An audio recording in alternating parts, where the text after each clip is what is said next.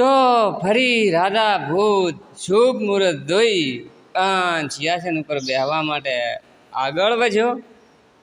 હજી એ સિંહાસન તરફ આગળ વધે છે ત્યાં જ એક રત્ન જડિત સિંહાસનમાં જડેલી એક પૂતળી સજીવ થઈને બહાર આવી. રાજાને કીધું કે રાજા ભૂત ધોબી જા, તારામાં રાજા વિક્રમ જેવા મહાન ગુણો છે. જો એવા ગુણ તારામાં હોય તો આગળ વધજે અને સિંહાસન ઉપર બેસજે. પરંતુ એ પહેલાં હું તને રાજા વિક્રમ કેવો મહાન હતો એ જણાવવા માટે હું એક વાર્તા કહું છું, જે સાંભળ. પરંતુ હું પહેલાં તને રાજા વિક્રમ કેવો હતો એ જણાવવા માટે એક વાર્તા કહું છું, એ સાંભળ. આમ કહીને આ પૂતળીએ વાર્તા શરૂ કરતા કીધું કે રાજન, મારું નામ મધુમાલતી છે. મેં રાજા વિક્રમદીતને મારી નજરે જોયો છે. સાંભળ, રાજા વિક્રમદીત પોતાની રીતે ઘણી સુંદર રીતે રાજ્ય ચલાવી રહ્યો હતો. એક વખત રાજાએ યજ્ઞ શરૂ કર્યો. જ્યારે યજ્ઞ શરૂ હતો ત્યારે રાજા પોતાના હાથે યજ્ઞમાં અમુક વસ્તુ ઉમી રહ્યો હતો. એ વખતે એક બ્રાહ્મણ ત્યાં પધાર્યા. રાજા એને પ્રણામ કેવી રીતે કરી શકે, માટે રાજાએ ઓખો વડે પ્રસન્ન થવાનો ભાવ વ્યક્ત કર્યો. બ્રાહ્મણ ત્યાં ઊભો રહ્યો. રાજાએ નમ્રતાપૂર્વક પૂછ્યું કે શું દેવ છે બ્રાહ્મણ દેવતા, શું વાત છે કે? બ્રાહ્મણે કહ્યું કે રાજન, હું બ્રાહ્મણ છું, છતાં મારો સત્કાર કેમ ન કર્યો? રાજાએ કીધું કે બ્રાહ્મણ દેવતા, મારા હાથમાં એ વખતે યજ્ઞની સામગ્રી હતી, એટલે હાથ ખાલી નહોતા, એટલે હાથ કેવી રીતે જોડીને હું પ્રણામ કરું? રાજાએ ખુશ થઈ કહ્યું, મારું અહોભાગ્ય બ્રાહ્મણ દેવતા, પધારો પધારો.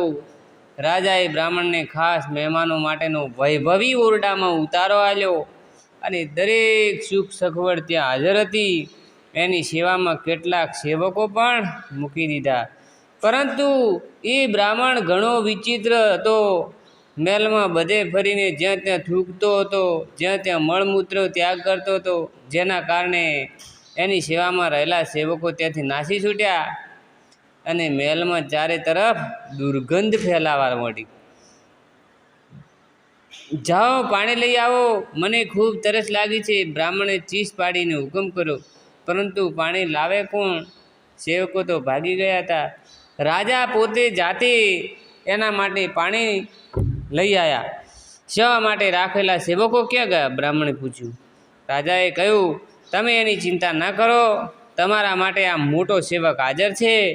તમે આજ્ઞા કરતા રહેજો અને હું તમારી સેવા કરતો રહીશ.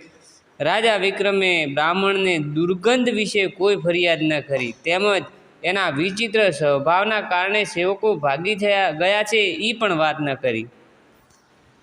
બ્રાહ્મણે કીધું કે રાજન, મારા પગ દુખી રહ્યા છે, મારા પગ દબાવ.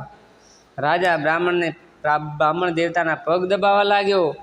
દુર્ગંધના કારણે એનું માથું ફાટી રહ્યું હતું, છતાં પોતાની જાત ઉપર ખૂબ સંયમ રાખ્યો હતો. બ્રાહ્મણ ઊંઘી ગયો, છતાં રાજા એના પગ પાસે બેસી રહ્યો. એ પોતાના અતિથિ મહેમાન બ્રાહ્મણ દેવતાની રજા વગર ત્યાંથી ખસી શકે એમ નહોતો. આવું કરે તો અતિથિ ધર્મ લજવાય. બ્રાહ્મણે જાગ્યો ત્યારે હુકમ કર્યો કે મારા માટે ભોજન લઈ આવ. રાજા વિક્રમ એના માટે ભોજનનો થાળ લઈ ગયા. રાજમહેલના બાકી સેવકો દુર્ગંધના ત્રાસને કારણે ભાગી ગયા હતા. રાજાએ કહ્યું, ભોજન સ્વીકારો મહારાજ. રાજા ભોજનનો થાળ નીચે મૂક્યો. તે જ બ્રાહ્મણે ત્યાં ગંધવાડ કર્યો અને પછી તે બેસીને મોટા મોટા કોળીઓ લઈને ભોજન શરૂ કર્યું. ભોજન પૂરું થયા પછી ફરીથી બ્રાહ્મણે તે જ મળ ત્યાગ કર્યું. તેમ છતાં રાજાને જરાય ફેર ન પડ્યો. બ્રાહ્મણે કહ્યું, હવે હું આરામ કરીશ, માટે તું અહીં જ બેસ, જેવી આજ્ઞા અતિથિદેવ. રાજાએ કહ્યું. બ્રાહ્મણ આરામ કરવા લાગ્યો. ઓરડામાં સખત દુર્ગંધ ફેલાયેલી હતી, છતાં રાજા ત્યાં જ બેસી રહ્યો. એને થતું હતું કે જાણે હમણાં જ ભાન ગુમાવી બેભાન થઈ ઢળી પડશે. પોતે એકાએક બ્રાહ્મણ ઊભો થયો અને રાજા વિક્રમને ભેટી પડ્યો. એ ચિત્રે હાલ ગંદો બ્રાહ્મણ દેવતા રૂપમાં ફેરવાઈ ગયો હતો. મહેલમાં દુર્ગંધને બદલે સરસ સુગંધ પ્રસરી ગઈ. દેવતાએ કહ્યું કે હું વરુણ છું. અતિથિ સત્કારની પરીક્ષામાં તું પાસ છે. તારા રાજ્યમાં ક્યારેય દુકાળ નહીં પડે તેવું મારું વરદાન છે. વરુણદેવ અદૃશ્ય થયા અને મહેલ તેમજ રાજ્યમાં બધે સુખ શાંતિ પથરાઈ ગઈ. તો રાજા ભોજ, શું તારામાં આવી ધીરજ અને અતિથિ સત્કારની ભાવના છે?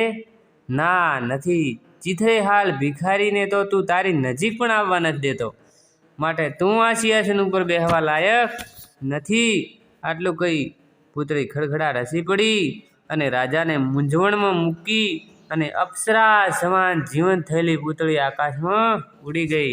તો મિત્રો, આ હતી 32 પુતળીઓમાંની એક પુતળીની વાર્તા. તો જય માતાજી.